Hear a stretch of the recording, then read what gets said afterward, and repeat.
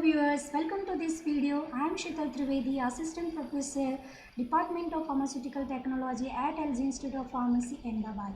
In this video, we will see about the formulation aspects of pharmaceutical dosage form tablet.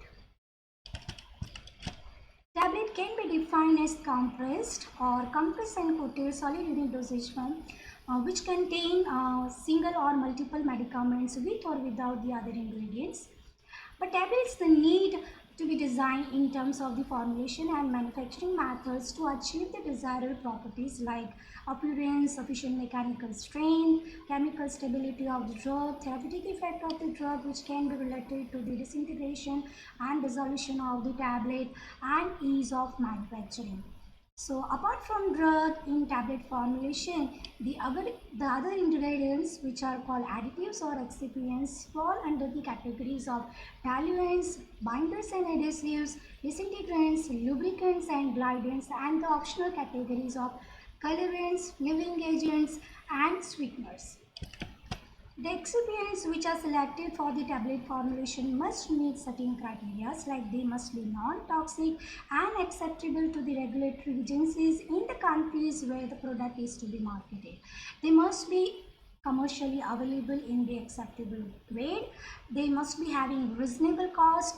They must not be contraindicated by themselves. For example, sucrose, which can be used as a sweetener but it is contraindicated in the diabetic patients, or the components of the excipients which can be contraindicated. For example, sodium, which can be contraindicated in the patients suffering from the hypertension. They must be physiologically inert, they must be physically and chemically stable. For example, the diluent lactose that undergoes into the Maillard reaction with amine drugs in presence of magnesium stearate, and that results into the discoloration or the darkening of the tablets upon storage. They must be free from any unacceptable microbiological load. They must be color compatible. They should not impart any color or should not create off-color tablets. For example, bentonite, which creates off-color tablets.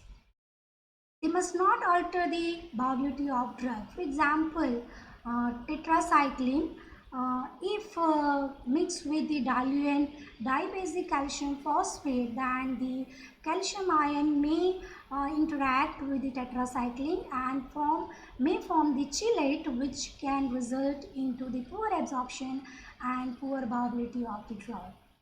If the drug product is also classified as food, then all the excipients that is added to the tablet formulation should be approved as must be approved as food additives also. Let's see about the first category, that is diluents. These are the fillers which are used to make up the required bulk when the drug dosage itself is not sufficient to achieve this bulk. Diluents are also added for the secondary reasons like to improve the cohesion between the particles. It permits the use of direct compression method, and diluents can improve the flow property of the powdered blend. The most commonly used diluents are lactose, which are available in different types like hydrous, anhydrous and spray-dried lactose. Starch that can be obtained from the corn, maize and potato. Calcium phosphate dibasic, that is dihydrate, calcium sulfate dihydrate, mannitol, sorbitol, sucrose and dextrose. So if we talk about the mannitol, that is the expensive among the sugars, but because of its low solubility, cooling effect and pleasant feeling in mouth, it can be used in chewable tablets. And one more advantageous property that it is non-hygroscopic, so it can be used in the formulation in which the drug is moisture sensitive, like vitamin formulation, but it is having poor flow property that needs high amount of the lubricants. Sorbitol sometimes can be used with the mannitol to reduce the cost of mannitol, but it is hygroscopic. Sucrose is not permitted for the population suffering from the diabetes. Dextrose, it can be used to replace some part of the spray-dried lactose. For the direct compression method, directly compressible diluents are required. And here the commonly used examples are spray-dried lactose, which is having very good flow property, but to avoid the Maillard reaction, neutral or AC type of lubricant should be used. For example, glycerol monostearate or stearic acid. The next popular that is microcrystalline cellulose, and the popular brand name Avicel that is available in two different grades, grade pH 101 that is available in powder form and pH 102 that is available in granule form. It is also having good flow property, and this ingredient is very unique because it produces the cohesiveness in the particles, and at the same time it also helps to disintegrate the tablet. The another ingredient that is directly compressible starch, and very popular brand that is Starex 1500, and this can be used not only as a diluent but also as a binder and disintegrant. Hydrolyzed starch, the popular brands like Amdex and Salutep, which are also free flowing material and also having sweet taste, and can be used to replace mannitol in chewable tablet, but this may increase the tablet hardness. Sucrose based products, the popular brand like SugarTab, NewTab can be used for the direct compression formulation. Selection of the diluent depends on the type of drug present in the formulation and method of manufacturing that is to be selected. For example, dibasic calcium phosphate and calcium sulfate, which are hydrated form of these ingredients, but the moisture present in bound form and very less moisture is available in unbound form, and these ingredients are also having low affinity to absorb the atmospheric moisture. So these ingredients can be useful for the drugs which are moisture sensitive. Lactose, which is available in anhydrous grade, can be used to avoid the Maillard reaction, but it is very hygroscopic, so moisture-proof packaging is required. In case of weight granulation method, then there is no need of using anhydrous lactose, and hydrous form can be used. The next category of excipient, that is binders and adhesives. As the name indicates, these ingredients are added to promote the cohesiveness between the particles. This can be used either in dry form or in liquid form in wet granulation method to formulate the granules, or can be added in dry form in dry granulation and direct compression methods. So commonly used binders, which are natural, semi-synthetic or synthetic type of, that is acacia and ragacan, which are natural gums and can be used in solution of 10 to 25% concentration, but these are effective in solution form. But being natural, these ingredients are having disadvantages like their composition varies and chances of microbial contamination. So the wet granules with the use of these ingredients must be dried quickly to avoid the growth of microorganisms. The another ingredient, that is gelatin, that is the natural polymer, and that can be used in combination with the acacia, and it is more consistent in terms of composition compared to acacia and ragacan, and the solution can be prepared easily of the gelatin. The another popular and which is traditional one, that is starch paste, and translucent paste should be used for the better effect of binding. Pre-gelatinized starch can also be used as a binder.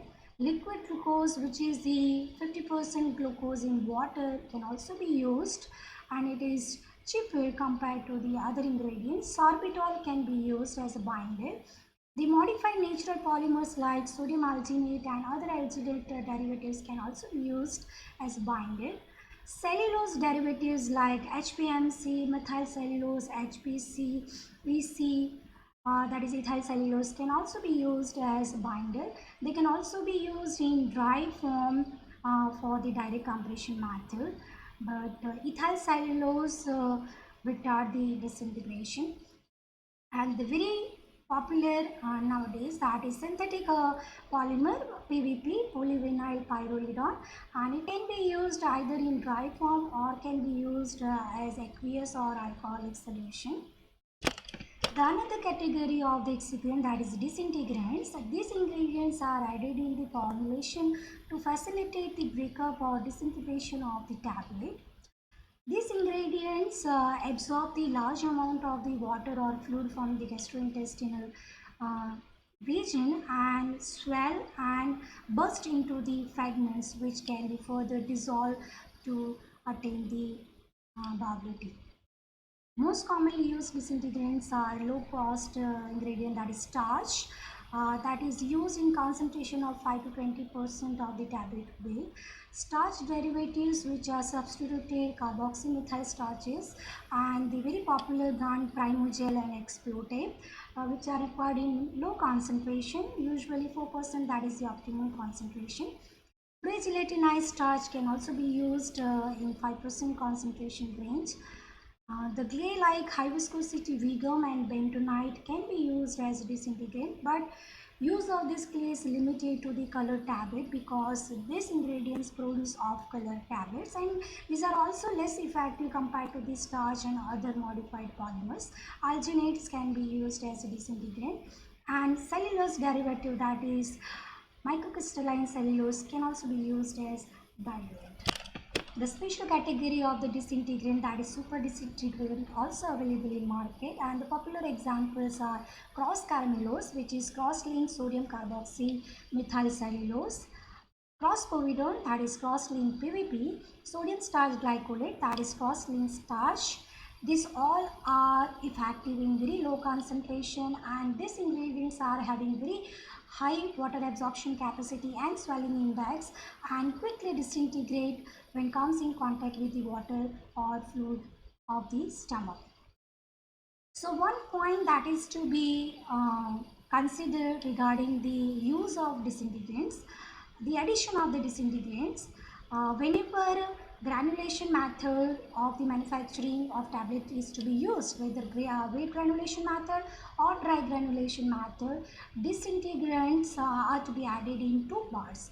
One part that is to be added before granulation, and another part that is to be added after granulation, that is before compression. So the portion that is added before granulation facilitate the disintegration of the granules, and the portion that is added after granulation facilitate the disintegration of the intact tablet. The next category, that is lubricants and glidants. One more term, that is anti-adherents.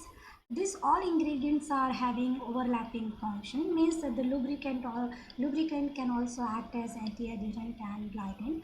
But we can define the lubricant as the ingredient that reduces the friction between the tablet wall and die cavity wall during the ejection of the tablet. Anti-adherent reduce the sticking or adhesion of any of the tablet formulation to the punch faces or die wall. Glidants are intended to promote the flow of the powder or granules by reducing the friction between the particles. The most popular lubricants which are used, that is the salts of stearic acid like magnesium stearate and calcium stearate. Stearic acid can also be used as a lubricant, but it is less effective than its salts form, and it is also having low melting point. The another popular lubricant, that is talc, but most of the talc samples may contain the traces of iron, so care should be taken when the formulation contains a drug which can go under the degradation in presence of iron. Water soluble lubricants are also available like high molecular weight polyethylene glycols and polymeric surfactants, but these are less effective compared to the stearic acid derivatives. Anti-adherents are like talc, magnesium stearate, starch derivatives, and various colloidal silicas. The ingredients which are used as a glidant or flow promoters are talc at 5% concentration, cornstarch at 5 to 10% concentration, and colloidal silica like the popular brand Cabosil or Aerosil in 0.25 to 3% concentration with respect to tablet weight can be used. Waxes and mineral oils can be used, but these ingredients may produce the oil spot. Now, regarding the addition of the lubricants, generally the lubrication is the coating process, and that's why these are added at the last stage of the blending. And finer the size of the lubricant, better will be the coating effect. So finer size of the lubricant should be used, and the last step of addition in the blending process. Amount of hydrophobic lubricants that can be added into the tablet formulation is also critical, because it may affect the wetting property of the tablet and subsequent disintegration time. The another category of excipient, that is colorants. Colors can be added in tablet formulation for three purposes. That is to mask the off-color drugs, or for the product identification, or for the production of more elegant product. Colors are available from the natural source and synthetic source. Natural colors can be obtained from the plant, animal, or mineral source, but natural colors are limited and unstable. Synthetic colors are usually available in two forms, that is water-soluble dye form and lake version of these dyes, and lakes are water insoluble. All the colors that is to be used must be approved and certified by the regulatory authorities, that is FDA. So food and drug and cosmetic dyes and drug and cosmetic dyes are generally used as a colorant in tablet formulation. So some of the popular examples of the natural colorants are carmine, that is obtained from the cochineal insect, annatto, beta-carotene, turmeric, etc. The synthetic colors like FTC yellow 6, which is also known as sunset yellow, that is also used for food coloring. FTC yellow 5, that is known as a tartrazine. FTC blue 1, that is known as a brilliant blue. FTC blue 1 aluminum lake. Then DNC green 5. Variety of synthetic iron oxides can be used, which are available in black, red, and yellow colors. So the lakes are generally the water soluble dyes which are adsorbed over the hydrous oxide, for example aluminum hydroxide. So certain precautions are to be taken when we are using the colorants in tablet formulation. For example, if water soluble dyes are to be used, pastel shades of this dye is to be used, because this type of shades may show the least mottling from uneven distribution in the final tablet. When wet granulation method is used and if the colorants are to be used, care should be taken to prevent the migration during the drying of the granules. And when color are to be used, and the color tablet should be evaluated to check the resistance of this colorant in presence of light. Colors should resist the color change on exposure to the light. Another category, that is flavoring agents, and these ingredients are limited to the chewable tablets or the tablets which are required to be dissolved in oral cavity. Water-soluble flavors are available, but these are not used in tablet because of the poor stability. Flavor oils are generally used in tablet formulation either by dissolving in organic solvents or in form of immersion in aqueous solvents, or can be used in dry form by disposing on clay or other adsorbent used in tablet formulation. Dry flavors are also available from the suppliers. The next ingredient, that is sweeteners. Now the natural sugars are limited, or that is to be avoided in tablet formulation, because these are high caloric ingredient and not suitable for the diabetic patients. So generally the sucrose and sugar derivatives and mannitol, which is approximately 70% as sweet as the sucrose, can be used as a natural sweeteners. And sugar substitutes, which are called artificial sweeteners, are also available in market approved by the FDA, and this includes the most common and the oldest one, that is saccharin, which was discovered in 1878, and it is approved in more than 100 countries, and that is 300 times more sweetener than the sucrose. But it is having drawback, like sometimes it produces a bitter aftertaste. And regarding the carcinogenic effect, yes, the experiments in animal indicates carcinogenic effect, but the experiments in human indicates it is safer for the human use. The another ingredient, that is aspartame, which is not having bitter aftertaste problem, but it is less stable in presence of moisture. The another ingredient, that is acesulfame potassium, which is 600 times sweetener than the sucrose. Another, that is sucralose, that is derived from the sucrose. The another ingredient, that is neotame, and the most recent one, that is a natural low caloric sweetener stevia, which is obtained from the leaves of the stevia plant, that is Stevia rhodiana, and it is approved in 2015, which is 200 to 400 times sweetener than the sucrose. So this is all about the excipients that can be used in tablet formulation. Most of the content in this video is referred from the book, that is the Theory and Practice of Industrial Pharmacy by Leon Lackman, and some of the information regarding saccharin, that is referred from the article that is mentioned in the second number reference. I hope you find this video useful. We will see about the manufacturing methods of the tablets in my next video. You can see this video and other videos related to the pharmaceutical topics on our YouTube channel, Pharma Ignite. So do visit this channel. Thank you.